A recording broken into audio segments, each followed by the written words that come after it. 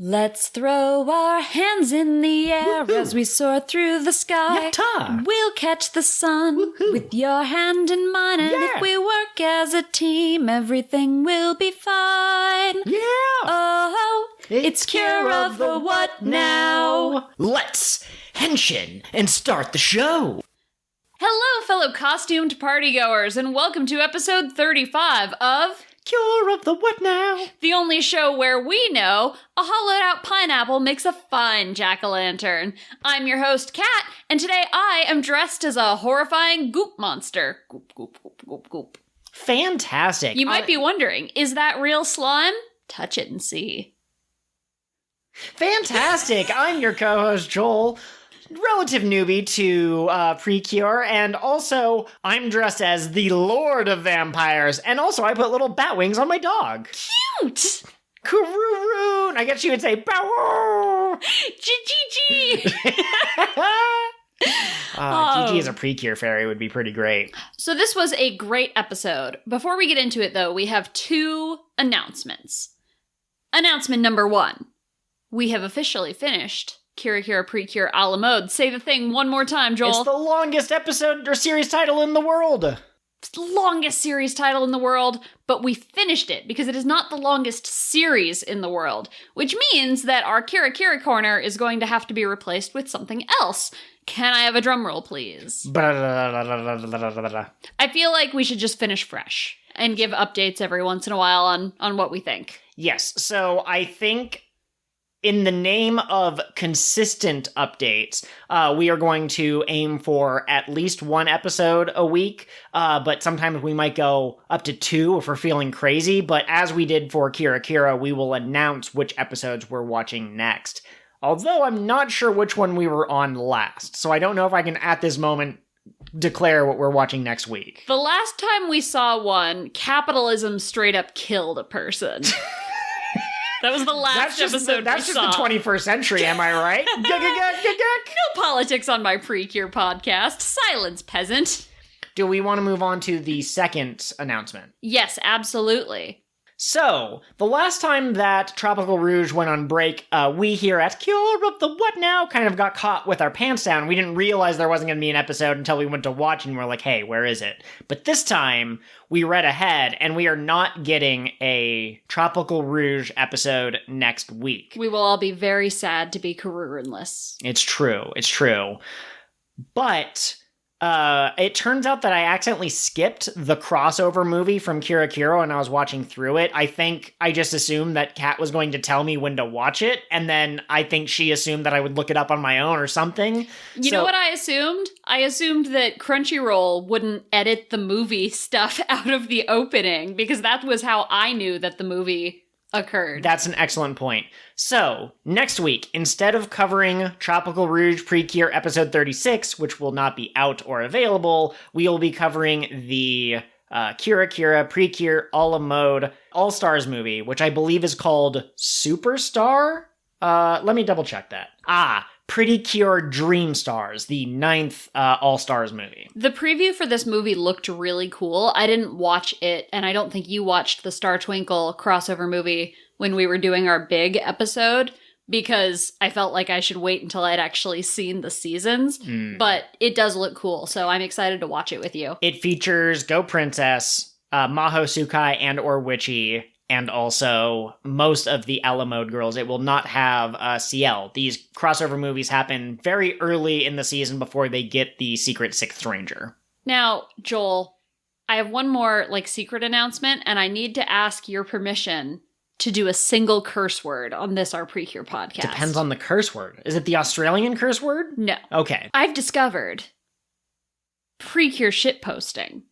Have you? I did not know this was a thing. And so, now that I have seen the Go Princess PreCure puppy face video, I'm going to need you to put a link to that in the description of this episode, because it was incredible. Yes, absolutely. That's another semi-official announcement. It doesn't really have any bearing on this show, on this podcast, but I have joined yet another PreCure server, and the folks there are lovely. It's the PreCord server, and that's where I was linked to basically a YouTube poop for Go Princess. Absolutely. So yeah, that we are very active on Discord. That is where we post most of our memes. Absolutely. And such as Elysio's Silence Turf, which we posted. We don't like to get political on this show, but also I don't see why TERFs and trans issues are politicized. Honestly, I don't think that PreCure and gender essentialism can coexist. I think that if you like PreCure, then you should believe in being accepting, because that's part of what PreCure is all about. Yeah, exactly. So that's just my thing. I'm not going to get up on my political soapbox, but I'm also not going to hesitate to stand up for the disenfranchised communities that I think should be boosted up, be helped. Absolutely.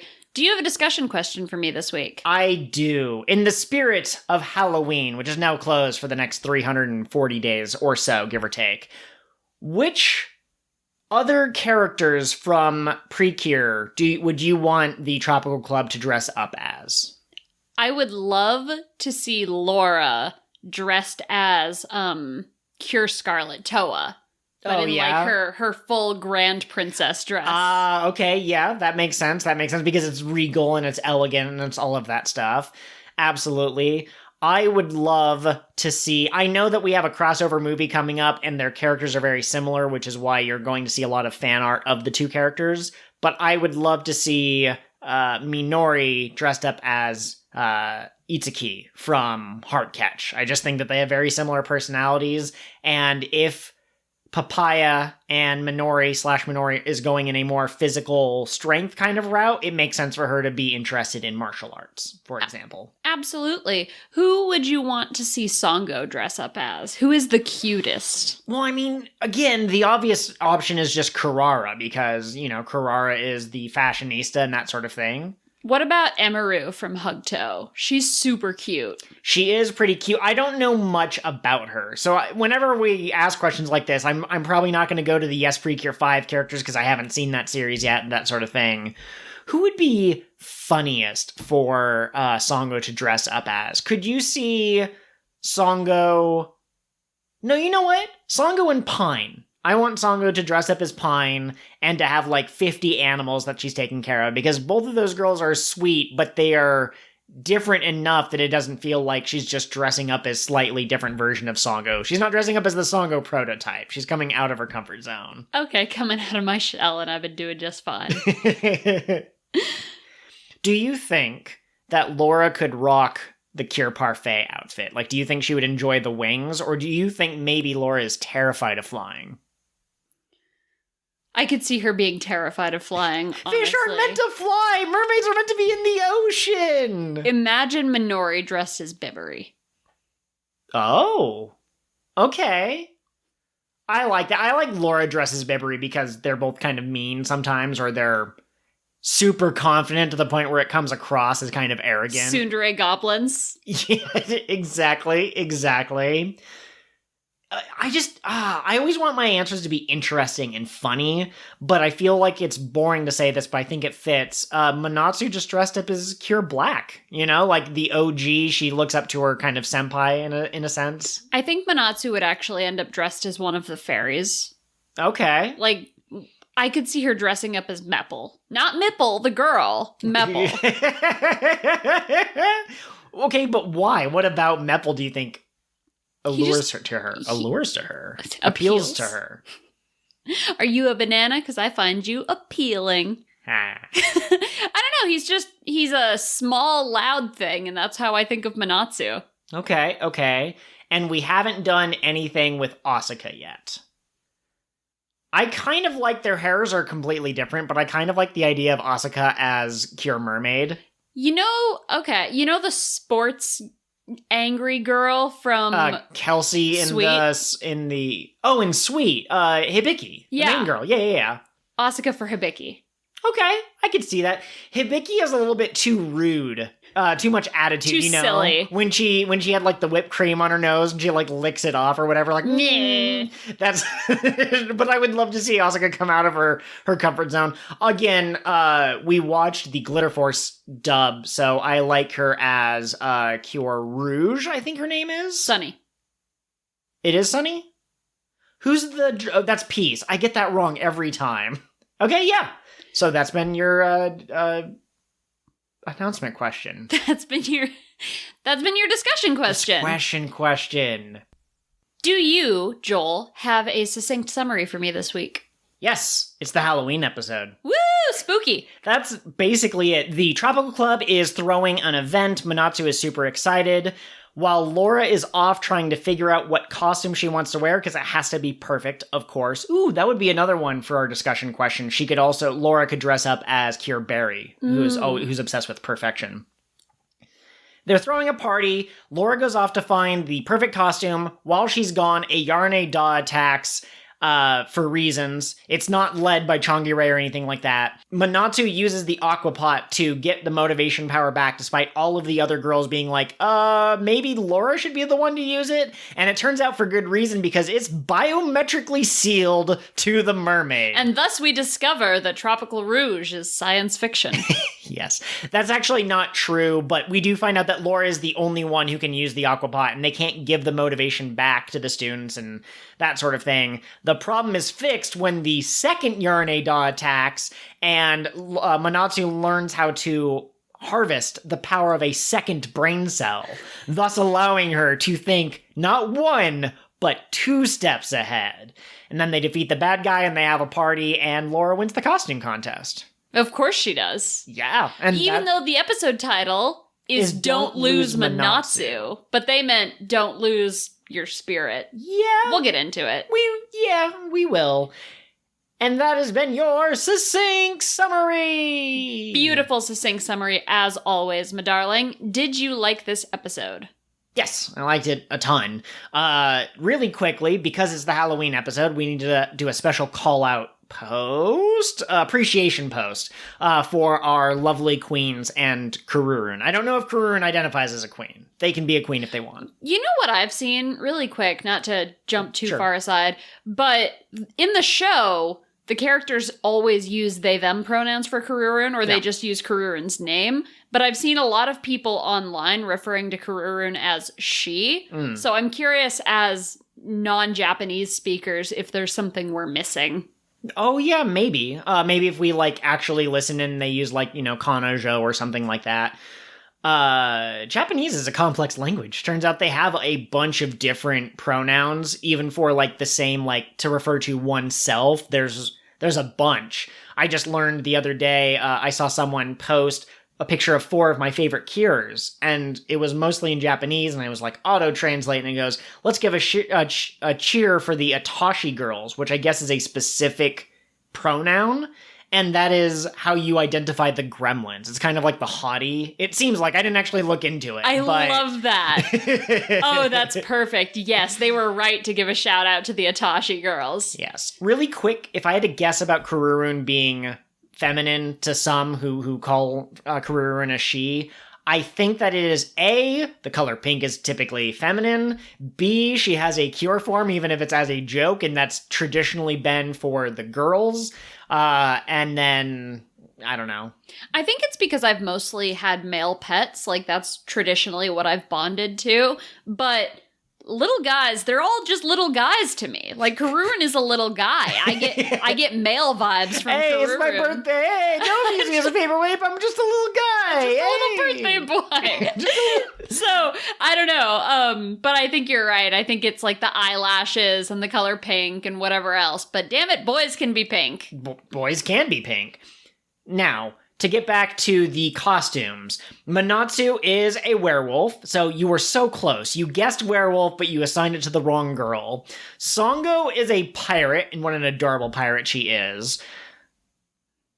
Asuka is Dracula, and she has Kururun dressed as a bat as kind of her familiar kind of thing, and Kururun is adorable. Minori is a Jiangshi. I think I'm pronouncing that right. It's a Chinese vampire that apparently hops instead of flying and stuff. Oh, that's cool. So, yeah, it's a traditional horror monster. That explains the Asuka Minori fan art.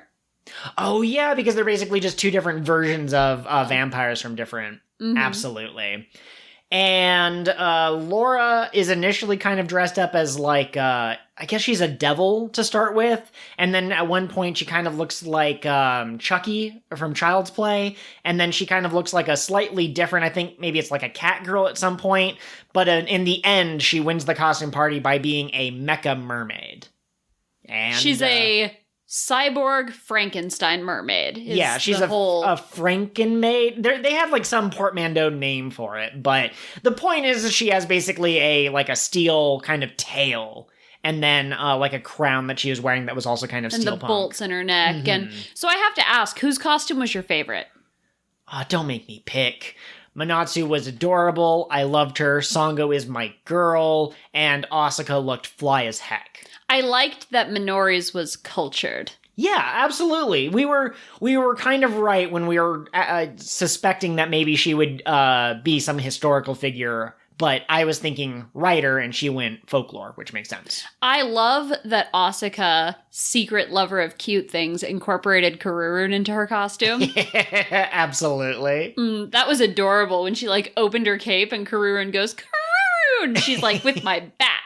Yes, it is so wonderful. I was disappointed that we didn't get Werewolf Sango. Werewolf Manatsu was kind of cute, but she just doesn't give off the same werewolf vibes. You know, maybe someday if I ever learn how to draw I will attempt it. But you might just have to wait a little bit longer. I have to know, since we also do the One Piece podcast, do you think Sango could be Straw Hat Nakama?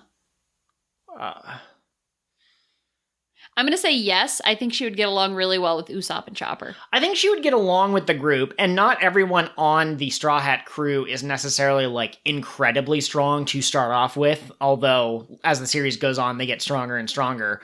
I think due to her somewhat timid nature and her arc that she seems to be on, I would more assign her to kid who doesn't like pirates at the beginning of the arc, but learns to love pirates by the end. She could be an ally of the Straw Hats, but I don't think that she would set sail with them and be a Nakama. Okay, that's fair. She would join the kid pirates, obviously. Manatsu would stow aboard when they weren't looking, and Luffy would be like, she can join, and everyone else would be like, no, she's reckless and dangerous. He'd find her sitting in his seat, and that would be the end of her time on his ship. He throws her off of the ship, and then she gets saved by Laura, who's like, if you really want to be a pirate with them, I'll carry you all the way alongside them. So, getting back to the episode, this episode did something interesting. The first Yarine Da did not have a master wielding it. Yeah, I'm confused as to why that happened, other than they wanted to set up Manatsu failing and then succeeding, so you needed two monsters. But at one point, Numeri is looking through a case of, like, the old version of the evil eggs that created the Yarine Das, like the original vanilla Yarine Das. Or is it manila Yarine Das? Only if they're a folder. Anyways, she's like, oh, one's missing. And it just happened to be at the school, like in the storage room, and it happened to accidentally get knocked over as they were setting up the fun houses and stuff. And then this Yarine Da shows up, and it's going to crush all of the decorations, and it's going to ruin the party, and that's why Manatsu gets all freaked out and tries to use the aquapot. Mm-hmm. Manatsu's recklessness almost leads to a pile of pineapples falling over. And then later, her recklessness leads to her using the aquapot, even when everyone's like, maybe don't. And so the point of the episode was she should listen to her friends because she got no goddamn brain cells. It's always interesting because sometimes I am off the mark. Like, I assume something is, like, too dramatic to be in a children's show, which PreCure, predominantly is aimed towards. But when Manatsu started calling herself stupid, I was like, that's a little harsh. That's kind of dark, even though it's just her calling herself some names. But we see some real, like, legitimate kind of despair, some Zetsubo from our girl. Mm-hmm. Well, and I don't know about you, but as someone who grew up with wildly uncontrolled ADHD and attended public school, I've had those Manatsu moments. And it's a bad time. It doesn't feel good. Oh, no. But it's not like you notice yourself making rash decisions while you're making them. One time, my friends and I used to steal blue tack from behind posters. Like, we'd take a little bit at a time until you had, like, a ball of it. And I went out to recess with this stuff, and I was like, I'm going to stick it behind my ear so I don't lose it. And of course, I got a whole mess of blue tack in my hair. So I went inside and cut it out myself. And I got caught by a teacher, and they were like, what are you doing? And I was like, taking care of things. And of course, that got back to my parents, and it was a whole thing. But that's the kind of thing you do when you have wildly uncontrolled ADHD. So I feel for Manatsu. Yeah, well, and I mean, I understand her making silly mistakes. We've commented before that she seems to be a force of nature more than a human being, and she only has the one brain cell. What I meant was the "you're so stupid, stupid, stupid," like over and over again. Like that, the reaction was harsh, but understandable because it was she messed up in a big way. She didn't know if she was going to be able to get everyone's motivation power back. Laura yelled at her. Laura legitimately yelled at her. You ever been yelled at by a Laura? I felt that. I do appreciate that the other girls mostly were like, yikes, but we're here for you. And Laura was like, I'm going to parent you. I'm going to tell you why this was wrong. You're stupid. She didn't call her stupid, but you're like, you messed up. You didn't think this through. Gosh dang it. She's got the angry part of being royalty down. Now if only she could figure out the leadership part. But no, how did you like this episode? I guess I didn't technically ask. I liked it a lot. It was fun and cute and funny. That's about it. I wish that the character arcs for this show were a little bit more involved. I feel like we get these one-off episodes here and there, but it doesn't necessarily affect how they do things or make decisions moving forward. Like Laura, for example, is a character who I think has the opportunity to show a lot of growth throughout the course of the season. And I think by the end she will, but we didn't get that arc. We didn't get to see it. She'll just be better than she was in episode 1. I could see that. I also think that early on we had the episode that highlighted Minori's ability to think really well and use like the environment to trap the RNA DAW. And I don't know if I remember that necessarily happening in recent memory. So I would agree. In that pre-cord server that I was talking about earlier, there was a bit of a back and forth between several different people discussing whether or not Tropical Rouge is good, actually. And essentially, most of us were pretty positive about Tropical Rouge, but I think that there are some weaknesses here, and I think that PreCure has done better in general. But I also kind of don't care for 2 reasons. One, off of the back of Healing Good, which I still legitimately think is probably the worst season that I've seen, the least interesting season, it's an improvement in that sense. And then also, of the 5 girls, I think 4 of them are adorable 100% of the time. And then the last one, I like her. I don't dislike her, but she's just not one of my favorites. And so the fact that I like the characters makes up for some of the weaknesses. Absolutely. I think there's a difference between something being enjoyable to watch and something being art or compelling storytelling, which PreCure can be, and it has been, but this season can just be a fun Saturday morning cartoon where goofy shenanigans happen, and I feel like it succeeds at that. Sure. So Yeah, they're fighting a crab with abs, they're fighting a little shrimp maid, and they're fighting a strangely kind of milfy sea anemone doctor. Sea cucumber. What's an anemone? Nothing. What's an anemone with you? Oh my goodness gracious. Hey, don't be my anemone. No, and an anemone, it's the little, I'll show you a picture. It's a friend. Don't worry about it. Okay. Yeah. Anyways, I don't know if there's much else to say about this. I will say I am very curious to see if Manatsu demonstrates more thinking ahead ability in future episodes. I feel like sometimes with PreCure or other episodic shows, a character might learn a lesson and then that lesson might not ever really come up again. It'd be nice to get a little nod to it, but at the same time, it'd be okay if she just didn't rush into things in the next couple of episodes. Absolutely. Are you ready to play our super fun Futari Wa game? Oh man, this time I have to be the guesser rather than the watcher. Indeed. You are on the spot. We liked this game so much last week that we brought it back. I watched the episode. Here are your 3 potential episode descriptions. A boy on the basketball team confesses his love to Nagisa. She gets confused about what he's asking and ends up on a double date with Honoka and Fuji P. Wait, hang on. I thought you were going to say she gets confused and eats him, and I was going to say that's the answer. I don't know what the other two descriptions are, but if Nagisa panics and just latches onto this boy and starts, swallowing him whole. You heard it here first. Joel wants Vor in PreCure, in Futari Wa PreCure specifically. Option number 2. Nagisa is overwhelmed by a man's confidence and ends up going on a date she has no interest in. Honoka encourages her to be honest, but she is a coward.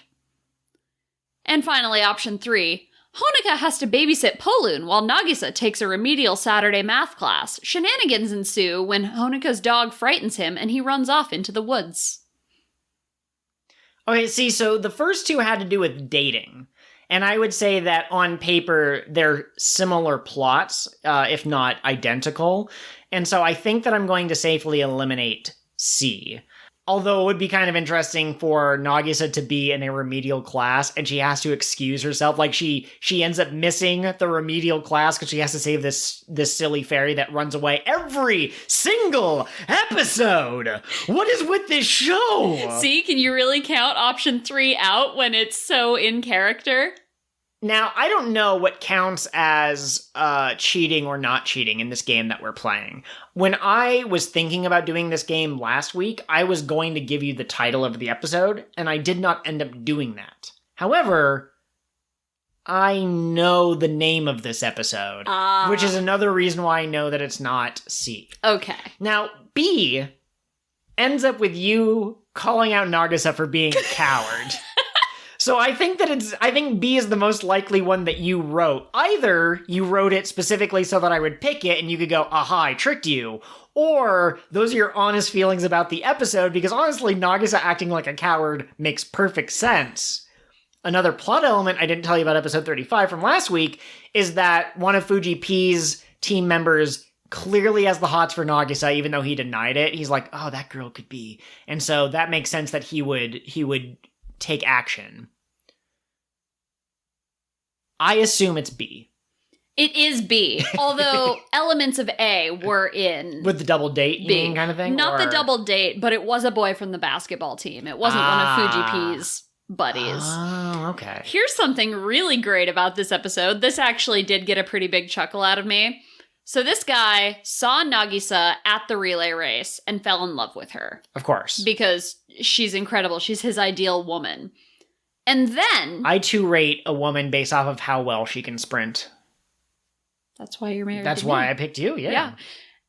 And then he gets knocked out by the Zakena. I almost called it a Yarane Da. That's not which one was it? Brain guy, muscle guy, or woman? Muscle guy. Okay. Yeah. He gets knocked out by the Zakena, and he kind of comes to as Cure Black is fighting it. And so he describes his ideal woman as strong, feisty, and looks great in black. He wants a big titty goth girlfriend. And so he ends his date with Nagisa by saying, I'm sorry, I love someone else. I can't go out with you. And Nagisa says, I was going to say the same thing to you. And he leaves her there with 6 buckets full of chestnuts and is like, carry those down for me. What an asshole. What a dick nugget. Oh my gosh. Joke's on him. Cure Black is a lesbian.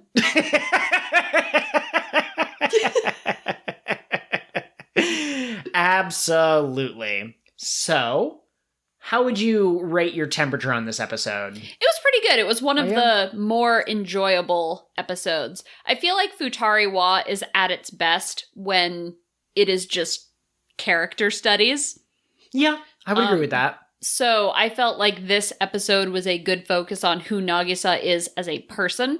She had fun with this guy. She was enjoying the date, but also there was a part of her that was like, I didn't really want to come on this date, though. I should probably tell him. Also, Honoka dresses up in a, secret, a disguise, and follows Nagisa on the date. Gotta make sure that she gets Nagisa's first kiss, obviously. Obviously. So it was a pretty fun episode. It seemed like a more enjoyable episode than the one you got last week. I would probably agree with that, yes. Did Poland do anything stupid in this episode? Yes, he ate the bento that Nagisa prepared. What? For the guy? Yeah. Wow, Poland. You ruin everything, don't you? Here's what happened. I forgot to mention this. Nagisa wakes up early the morning of the date, and she goes, well, if I'm going on the date, I guess I should make bentos. So she makes the bentos, and then she gets to the bus stop, and he's like, hey, I picked us up some bentos from the gas station. And she's like, oh, that's great. So she goes the whole episode with these bentos in her backpack, and then at the very end of the episode, she asks Honoka, where's Polun? And he pops out of her backpack, and he's like, those lunches you made were delicious, Nagisa. And he starts describing them. And she made a rice ball filled with chocolate, and she made a rice ball filled with hard candy. So she made some weird stuff, and Honoka glares at her, and she goes, you weren't really going to feed those to him, were you, Nagisa? And Nagisa looks kind of sheepish, and she goes, well, I thought maybe it would scare him off. Oh my gosh. Oh man.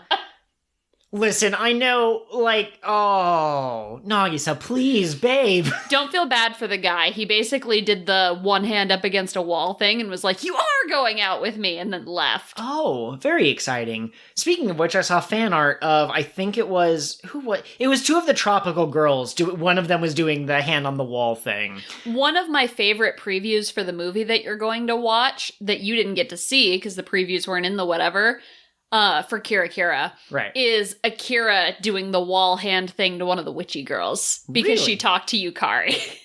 Oh, okay. Very interesting. Never talk to me or my girlfriend again. Now, I will say, I don't know if we're going to continue to play this game. If you like the way that we're doing the Futari Wa descriptions, let us know. We'll probably keep alternating. But even if I didn't watch 35, I think is the episode that we're on, for this week, I do want to say that I've watched everything PreCure, so I'll go back and watch it at my own pace. And of course, Kat was kind enough to take the screenshot so that we could put at least one image from each episode we reviewed in the thumbnail. I got some good Honoka faces. Excellent, excellent. Tell me about the final 3 episodes of Kira. I'm so ready for your thoughts. Oh yes, Kira is here. So I have finally finished all of Kira PreCure a la mode, with the exception of the All-Stars movie. I did look it up really quick, and the next episode that we'll be reviewing is Fresh PreCure 24 for next week. Oh, are we already on episode 24 of Fresh? We are. For some reason, I thought we were still back at episode 6. No. I thought we were at 18, but I forgot that there were quite a few episodes with the powered up monster that they had to fight, and so that propelled us forward. Okay. But anyways, Kira PreCure.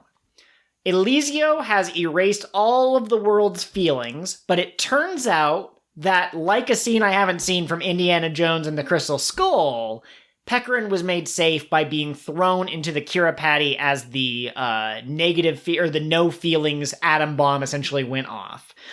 So Pekorin is the only person in this world who feels anything, and Choro, but he's a ghost. What's he gonna do? And so Pekorin tries to find the girls and be like, "Hey, you like liking things?" And they go, "We don't like liking things. Liking things is stupid." Yeah, we don't. Why? Who would want to like things? So Pekorin decides that she's going to create donuts, and she's going to give them to the Kira girls. Pekorin decides to do this while Graves is in the area looking for someone who is trying to restore the Kira to the environment. Somehow, despite Pekorin's best efforts to evade the law, Pekorin is arrested for feeling feelings. She's 3 years old, man. You gotta give her some slack. It's not her fault that the state is exercising its power. She literally saw Graves going I'm gonna find the source of the Kira, and she's like, I'll go make donuts, that'll solve it. And then she shows up, she goes, I've got donuts! And Graves goes, you got what? And she goes, I've got donuts, be my friend? And he goes, no, I'm a villain. She goes, how could I have predicted this?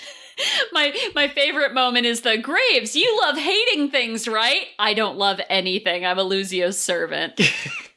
So anyways, Graves is back. I think I mentioned that. No, I saw it in a preview or something, but Graves is back. He apparently didn't get fully absorbed into the digestive juices of Elysio's stomach. He's been reborn as a cop, basically. For those of you keeping track at home, that's twice now. Joel has referenced one person eating another person. So just keep your bingo cards handy. Kira implanted those impure thoughts in me. But we'll get to that. Oh, dear. Pekorin has been arrested, but the other girls were so... What? I'm sorry. I just choked on my tea, listeners, because I remembered Pekorin has been arrested for gay baby crimes. Pekorin. Arrested, the Kira girls mildly interested in what Pekorin was shouting as she is being taken away by the police. So they go to the factory where all things fun get destroyed so that no one can feel feelings anymore. And Pekorin goes, "Sweets are life!" And the donuts transform her into Cure Pekorin. Let me just quickly do a tier list of Pekorin's 3 forms. Human Pekorin, F rank. Garbage. Get it out of here. Banish the demons. Fairy Pekorin, C rank. Giant forehead, ugly little critter, annoying voice, but kind of sweet, and not horrifying to look at. Just kind of whatever. Cure Pekorin, A-. She's so cute. She's pretty cute. I gave her an A as a passing grade. Yeah, okay? I love that she was defending her love of making sweets with her friends specifically. It's cute, and the reason that she gets an A- instead of an A is because I've had 46 episodes to predispose me to thinking that she is kind of hot garbage as far as a character goes. You know how I was talking about how Kururun reads as male to me earlier? Yeah. Pekorin also reads as male to me. Pekorin is the one that I honestly forget is supposed to be a girl compared to all of the other fairies. Like Mipple, I have no problem telling you which one's the boy and which one's the girl.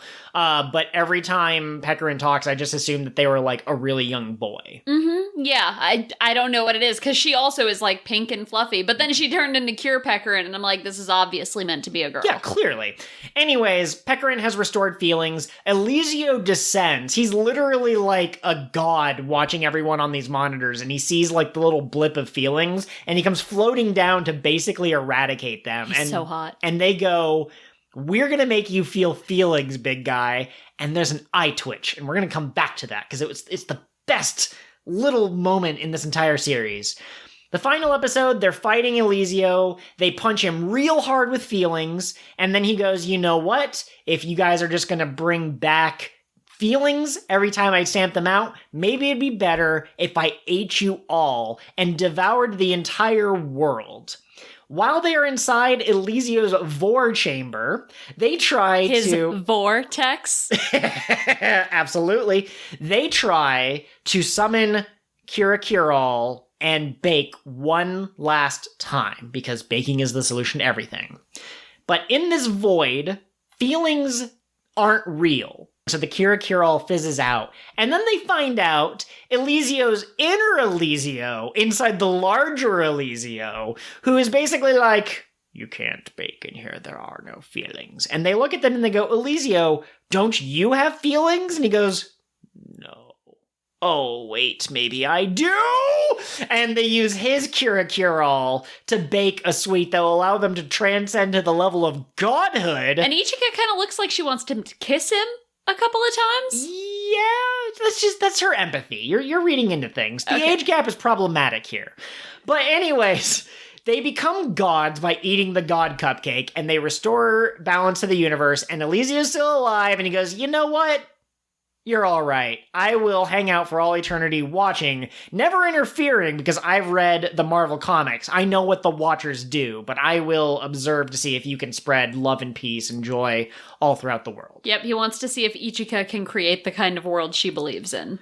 So, final episode. We skip forward a year. Aoi is going to... Her band keeps getting bigger and bigger. Yukari has been gone forever and actually is late to their reunion. How rude, Yukari. Kira has been accepted into grad school. Himarine is on like a a TV show, and she's doing science real hard, real good science. CL is just as famous and powerful as she has always been, so, you know. She and Giulio are winning contests together. Yes. So now Giulio is the one who's actually gotten time in the spotlight. So that's CL's character growth, is allowing someone else to have their character growth. Ichika is still at the Kira Pati, and they find some pamphlets for travel. And they're like, do you want to travel? And she goes, no, it was just a stupid dream. I don't actually believe in spreading happiness and joy or anything like that. And Pekorin's like, are you sure? That kind of sounds exactly like the sort of thing that you would do. And she goes, fine, yes, I do want to travel the world, but I'm afraid of leaving the Kira Pati to you, Pekorin, because you're so small and frail and you might not be able to do it. And she goes, hey, I have my friends. And she goes like, I didn't think about that. You do have your friends. So I can now entrust the Kira Pati to all of you. And Pekorin fights a zombie. Pekorin fights a zombie. It is Elder's body that finally resurfaced. Who knows why it took a year and some change to show up, but it did. They end up fighting it. Cure Pekorin is back again. She can now transform. It's not a one-off. It's not like Cure Mofarin. And also we meet a girl. I don't remember what her real name is. Hana. Well, I don't know her last name. Oh. So we meet a girl named Hana who's carrying around this small child, even though she doesn't seem like she would be old enough to have her own baby. And she comes to the Kira Pati, and they're like, oh, let's make baby sweets, which I guess is a thing. And the baby really likes it, and she's like, oh, yay, I hope no one finds out that you're a fairy from next season. And then as she's leaving, she sees the giant zombie, and she goes, oh, I better help. So she transforms into Kira Yell, helps save the day, but then disappears before they can get her name. But I have a feeling we'll see her again. Hooray, hooray, everyone! And that has been your finale of Kira PreCure. So, Joel. Yes. Did Kira PreCure a la mode live up to everything I said about it? Yes. Kira PreCure a la mode, despite the length of its show title, is worth a definite watch. It is incredible. There are some episodes that aren't the best. There are some stories that aren't really, like, super incredible, but for the moments when it hits hard. And the design of the final villain is great. The design of all of the villains is great. The story is wonderful. And you even get one of my favorite tropes. The characters who couldn't, for one reason or another, connect in one life are reborn anew. At the very end of the episode, you get a small young boy who looks exactly like a young Noir, and a young girl who looks exactly like a young Lumiere, and the boy has a dog that doesn't really exactly look like Diable, but I think there's a hint that maybe that's what that is. It's got the Diable face. Yeah. And it looks like maybe they have a crush on each other, so that's sweet. And yeah, no, this is a great show.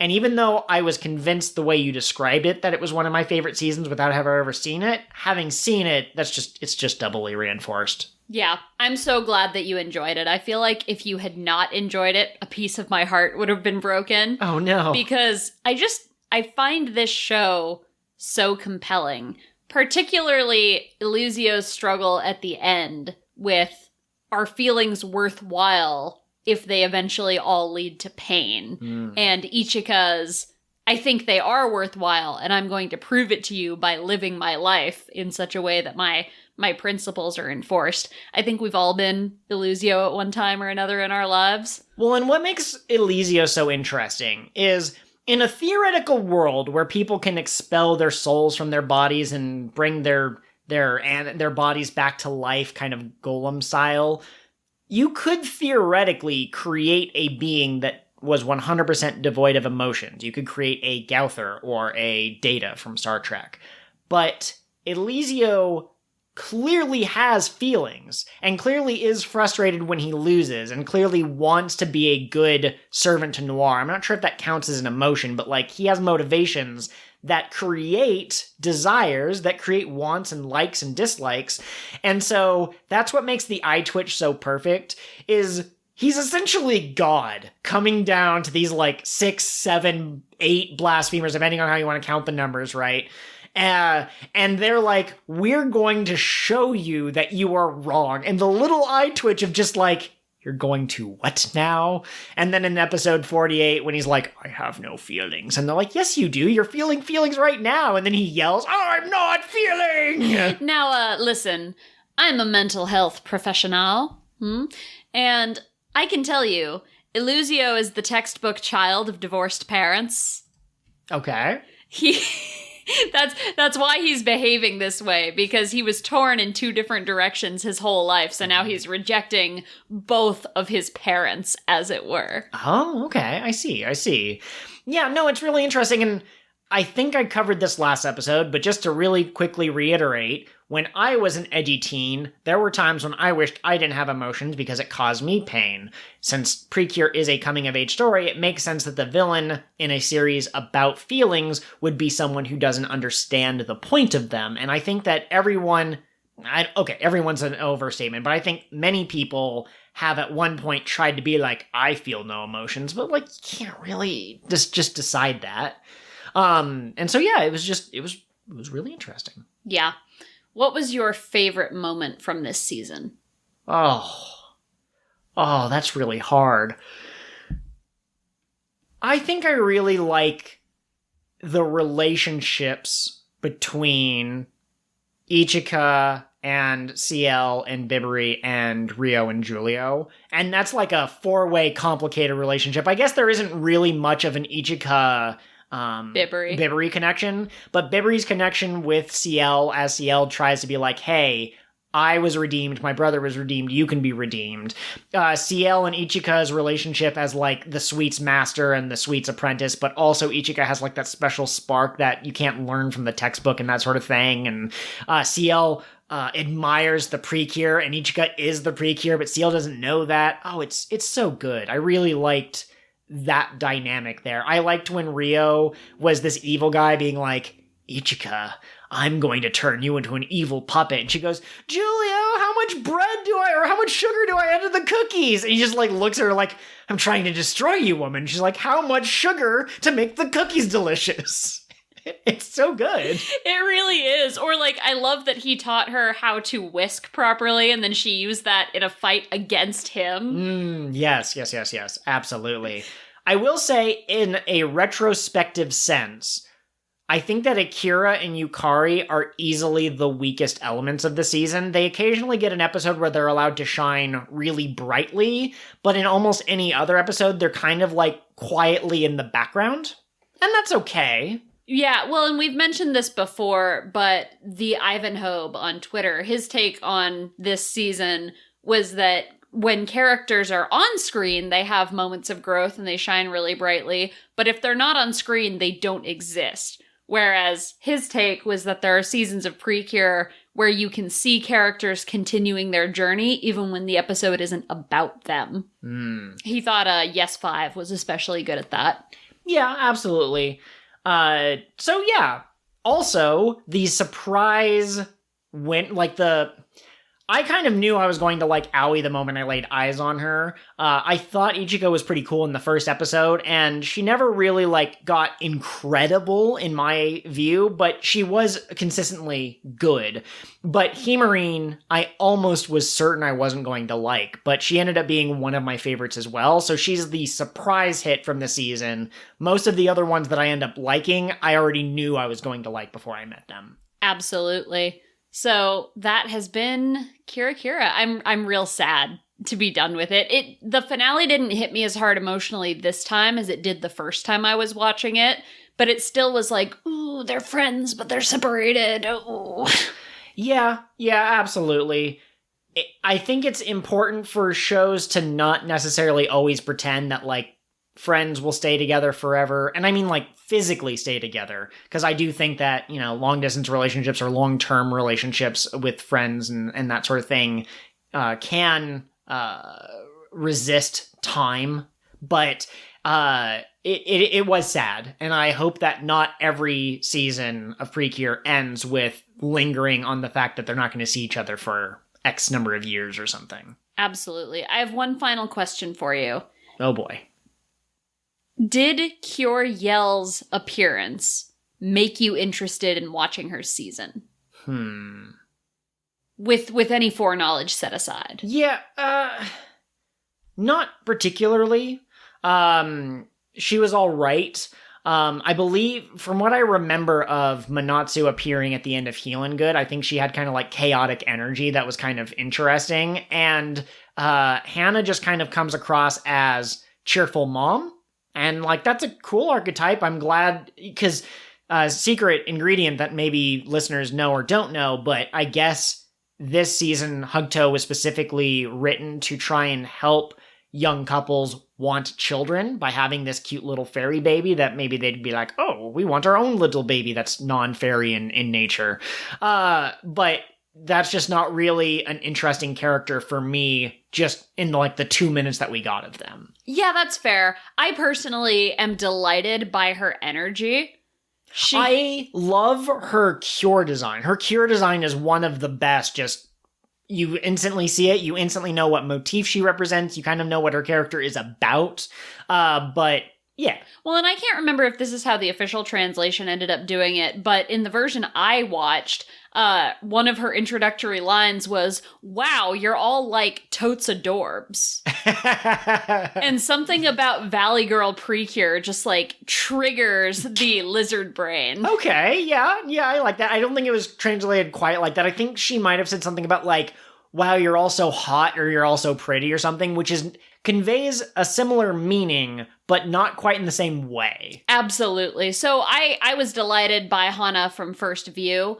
I will say I'm holding off on Hugto. It's a 15th anniversary season, so I think that it's important to watch all the other stuff, but we'll get there. I think Hugto would be incredible to watch as the first season, and then you go back and you watch the other 14 seasons, and then you watch it again. But at this point, I'm too deep into getting through the first 14 seasons to consider it. I'm just going to wait till it is the next thing to watch. Absolutely. I think I've told this story on the podcast before, but I saw the climactic fight from Hugto, and I got so excited over how cool it was that I ran out of bed to go show Joel and then ran into a wall because I wasn't wearing my glasses and I am legally blind without them.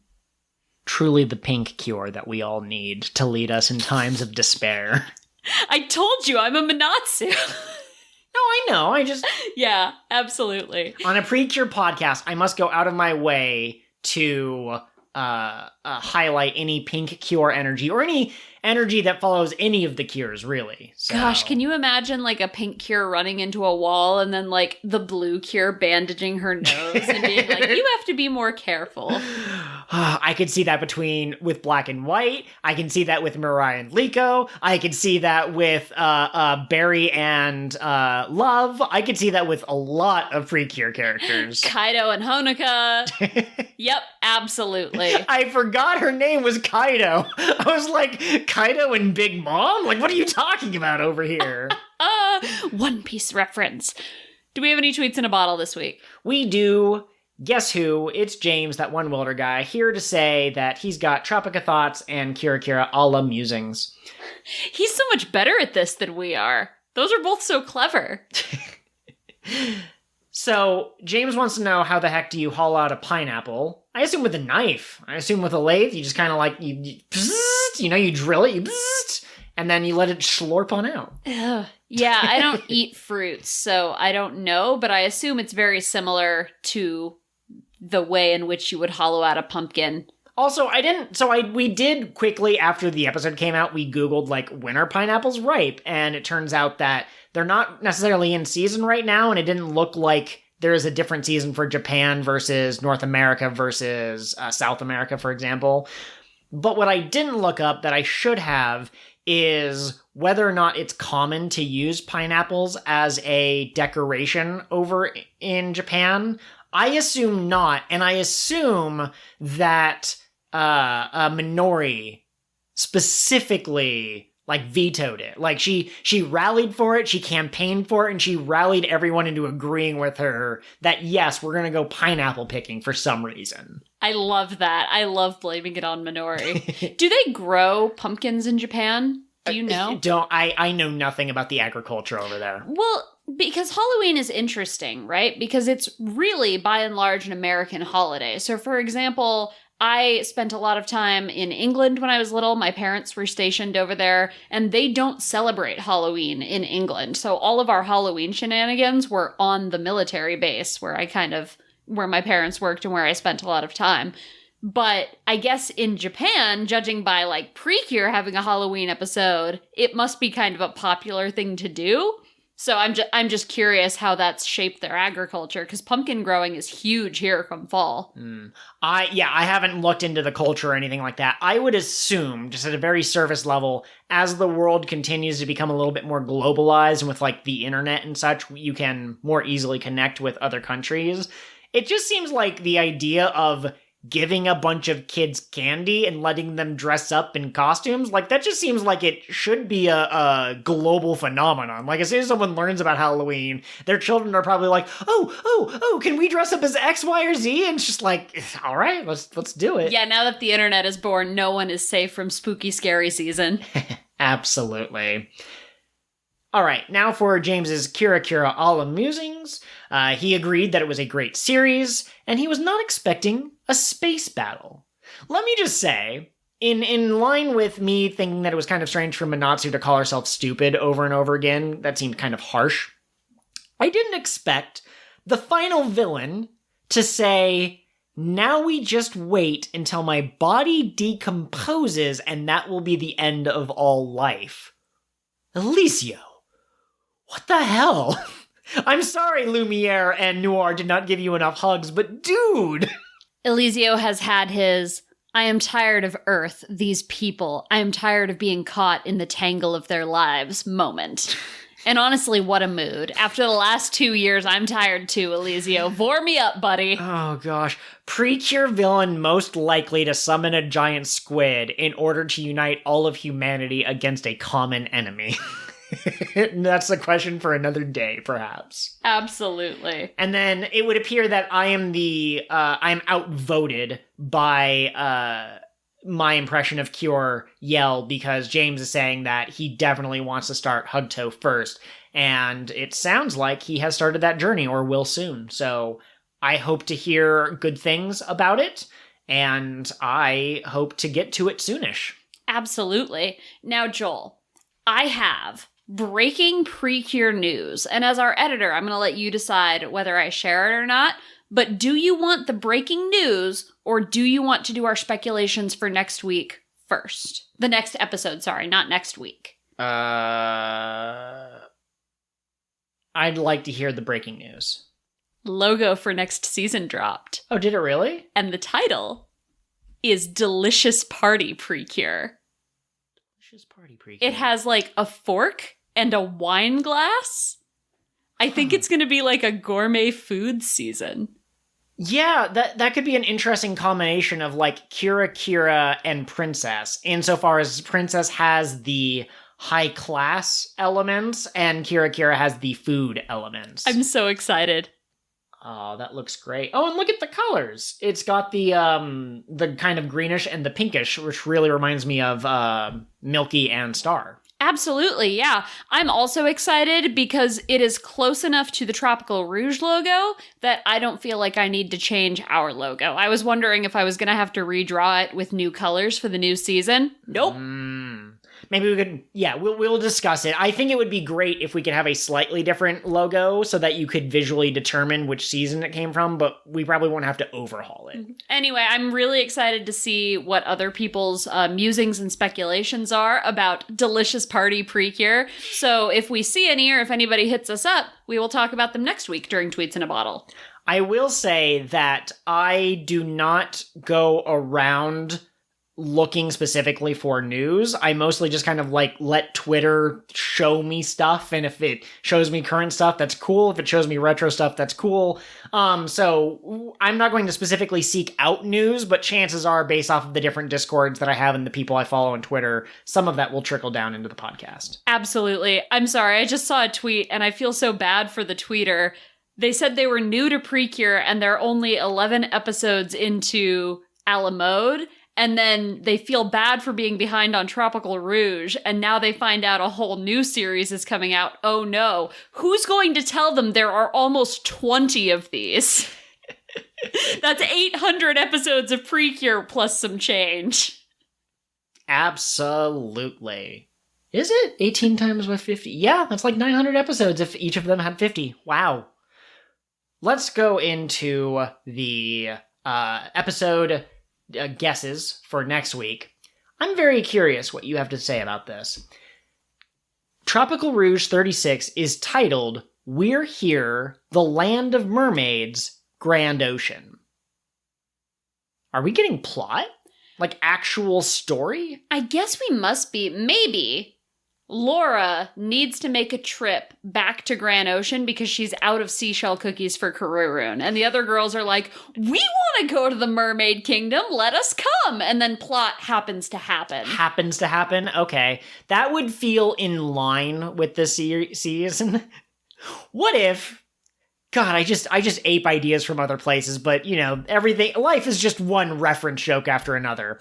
What if Karurun has to eat, at minimum, 1 seashell cookie a day, or they transform into some kind of a monster? They were cursed, you see. And so they have 24 hours to get Karurun the cookie that they so desire. And they can... Laura and Manatsu can be arguing with each other the whole time. Why didn't you tell me we're almost out of cookies? What if Laura is sitting there being silly with Manatsu, and her mirror just starts, like, screaming? You know, like when those Amber Alerts go off on your phone? Sure. But it's her mirror, and she looks at it and she's like, heck, I gotta go. And she just leaves, and the rest of them end up following her. Oh, that would be so good. Yeah, We're Here, the Land of Mermaids, Grand Ocean. That doesn't really tell you anything about, like, what's going to happen. So I assume that the little short, like, not the short, what am I talking about? The cold open that plays before the intro will be something that calls them back. Maybe the queen will be like, Laura, can you hear me? This is just, and they'll be like, what? But I assume that we're going to kind of quickly come to the ocean. We're going to get Laura explaining a little bit more about what it's like. And then they're going to be welcomed as heroes. Like, I don't know. Well, and I mean... all of the mermaids had their motivation power sucked out, right? So they're all asleep right now. Supposedly. Except for the queen. Maybe. So I'm interested to see how that plays out. We found out this time that Laura can return motivation power after the fact, like when there's a second Yarane Da. So maybe a Yarane Da will show up, they'll fight it, and then when she goes like Genki power come back, it'll revive all the mermaids as well. Yeah, I don't know. I've heard some rumors, and I don't know how deep I want to go into them, but it sounds like this is not going to be a single episode in the Grand Ocean. So I assume that the first episode will kind of be like, wow, this is so great. Look at all the coral. Look at that dolphin. And there'll be a dolphin swimming by like, hi, I'm Steve. It'll be like nice and kind of gentle, and then it will end with like the Witch of Delays like looming over the Grand Ocean being like, I will destroy you all. And so I assume that we're going to have happy episode followed by kind of more serious episode. I am very excited either way. Hopefully we get some good plot. And that has been your doot final thought outro goes here. Thank you for listening, everyone, and don't forget to follow your dreams. And have a delicious party. I'm gonna eat all the Cheetos. Stop, Joel, stop. What a shining episode of Cure of the What Now. Thanks for being our Nakama. Thank you as always for your support. If you could, very kindly, be sure to like or share this with any of your friends. Let them know that we're always open to suggestions or thoughts about any particular episode. And please take a moment to rate and review us on wherever you get our podcast from. Except for YouTube. You can't rate and review us on YouTube, but you can like and subscribe. Absolutely. If you like what we're doing, even just a comment that says keep up the great work is always helpful for brightening our day. Absolutely. Joel, where can our fine listeners find you if they want more of you? Absolutely. The best way to get in touch with us is to go onto Twitter and find us at KOTWN_pod. That's where we're most active. But of course, we also have a Gmail. That's kingofthewhatpod@gmail.com. You can also find me at Pirate Ghost Host. She is much more prolific than I am, but not all of her content is necessarily about the podcast, whereas the other one tries to focus more on the show. You like our sticker sheets? Joel's got sticker sheets for you. And that has been your Tropica outro. Do-do-do-do. You'll be dancing with me today.